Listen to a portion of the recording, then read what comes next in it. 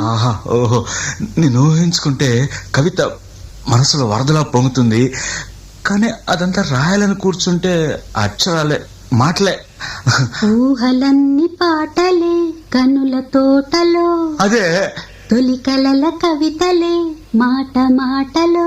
అదే, ఆహా, బ్రహ్మాండం. కవిత కవిత పాడు. కమ్మని ఈ ప్రేమ లేఖనే రాసింది హృదయమే, ప్రియతమా నీ వచట కుశలమా నే నిజట కుశలమే.